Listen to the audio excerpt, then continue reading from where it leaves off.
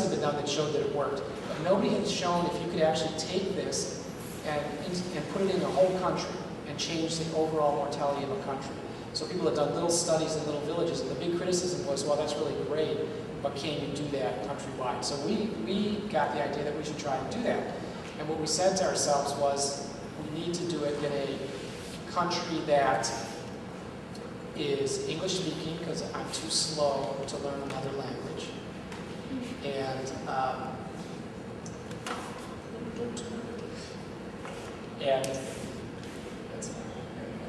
so we picked an English-speaking country. Malawi is a former British colony, and it's only the size of Pennsylvania. There's 11 million people, and we said, you know, this we could do. It's manageable.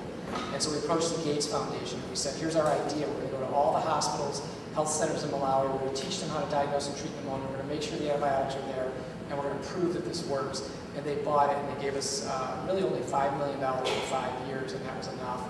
And actually it takes a lot less than that. The main cost is flying all this back and forth to do the training. Well, frankly, it's cheap once you're on the ground.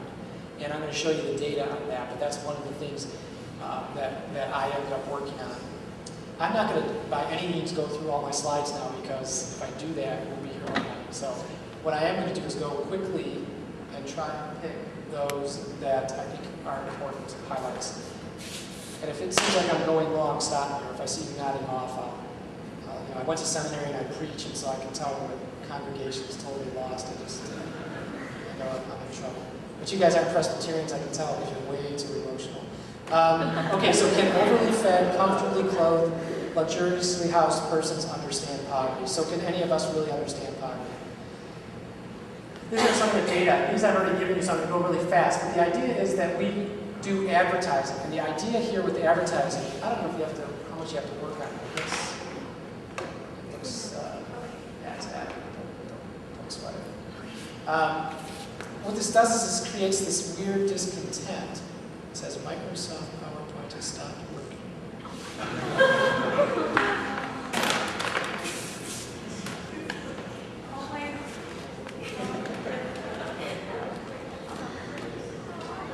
Anyways,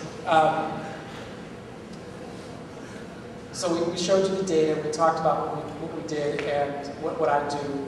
And I guess what is worked out in individual life is how do you take your passions along with what you believe God is calling you to do in the world and make the two work together.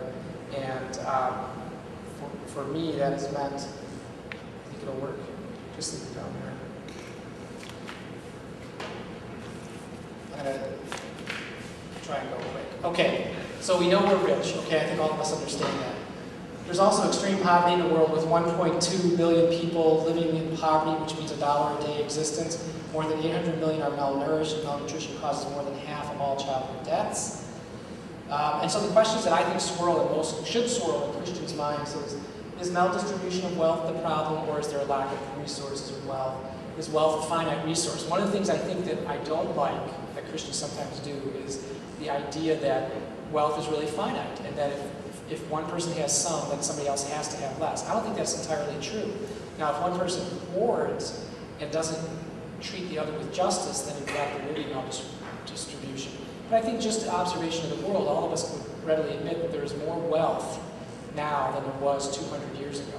It's maldistributed, but I don't think it's a finite resource. And then I think the question we ask is, who is my neighbor? The one that I never see Christians really ask is, why am I so blessed?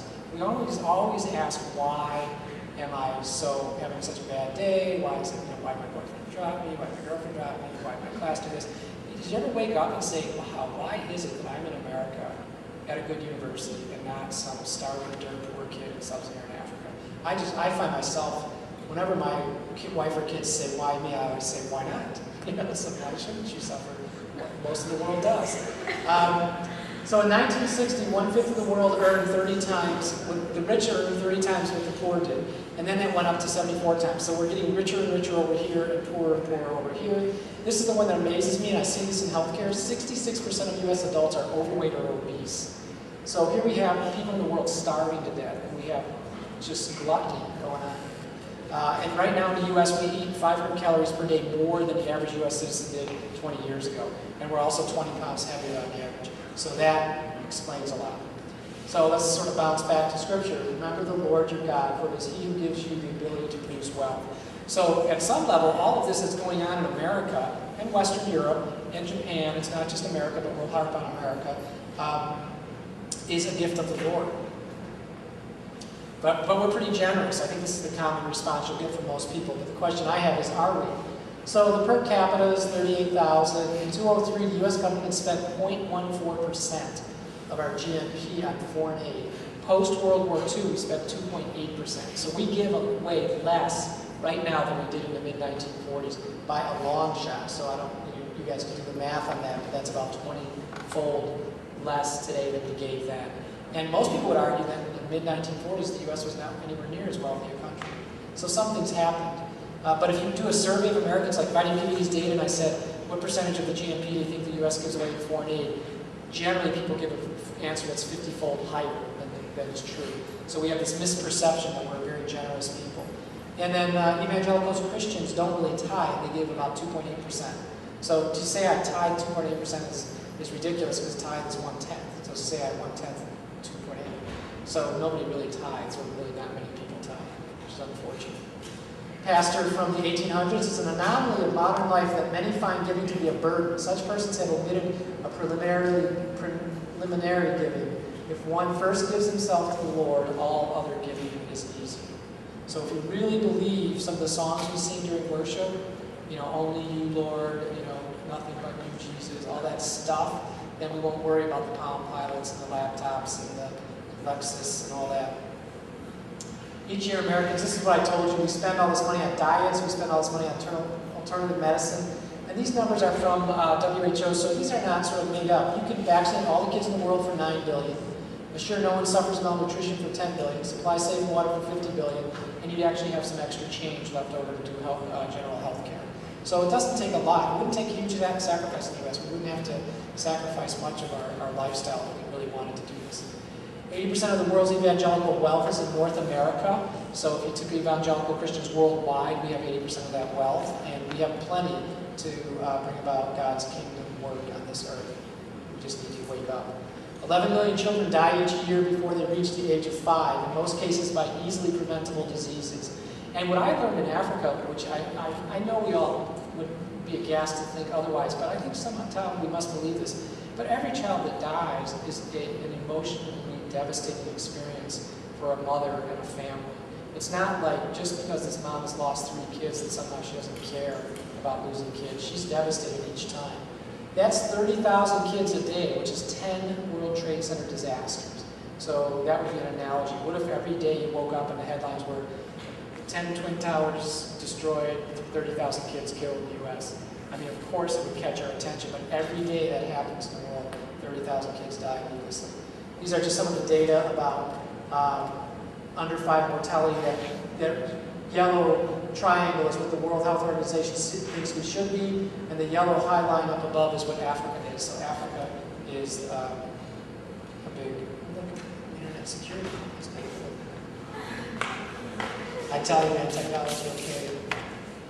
Back in the old days, as I tell my kids before we get electricity.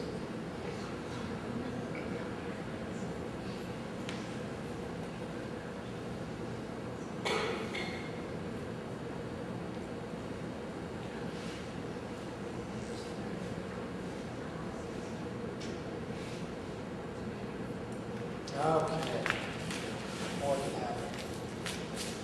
I'm going to skip through some because it's really just excess data. And this is just to show you why we picked pneumonia. Pneumonia is one of the bigger causes of childhood death worldwide. I guess, just to digress for a second, one of the things that I found as I practiced medicine is I was really interested in serving people. I like the individual patient, and I see patients daily. But for me, what really gets me excited is thinking big picture. That's why public health made more sense for me. And then I further found that what really intrigues me and sort of gets me excited